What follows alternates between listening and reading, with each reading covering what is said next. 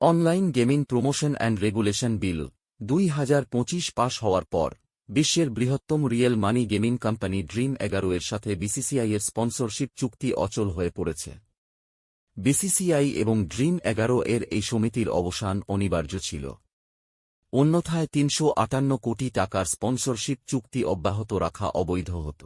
BCCI ইতিমধ্যেই অংশীদারিত্বের অবসান ঘোষণা করেছে। Online gaming promotion and regulation bill 2025 pass হওয়ার পর বিসিসিআই এবং ড্রিম 11 তাদের সম্পর্ক ছিন্ন করছে।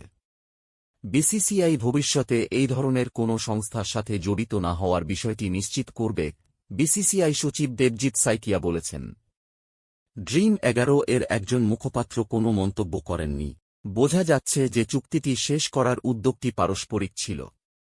নতুন সরকারি আইন ফ্যান্টাসি গেমিংয়ের বিজ্ঞাপনকে অবৈধ ঘোষণা করার কারণে কেবল ড্রিম 11 এর জন্যই নয়, বিসিসিআই-এর জন্য স্পন্সরশিপ বন্ধ করা গুরুত্বপূর্ণ ছিল।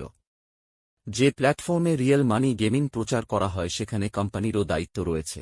ড্রিম 11 এর মূল কোম্পানি ড্রিম স্পোর্টস 2023 সালে বিসিসিআই-এর সাথে 3 বছরের জার্সি স্পন্সরশিপ চুক্তি স্বাক্ষর করে। এশিয়া কাপ সামনে আসার সাথে সাথে আগামী 2 সপ্তাহের মধ্যে বিসিসিআই কোনো কোম্পানির সাথে চুক্তি না করলে ভারতীয় দল জার্সি স্পন্সর ছাড়াই থাকবে। 9 সেপ্টেম্বর সংযুক্ত আরব আমিরাতে শুরু হবে এশিয়া কাপ।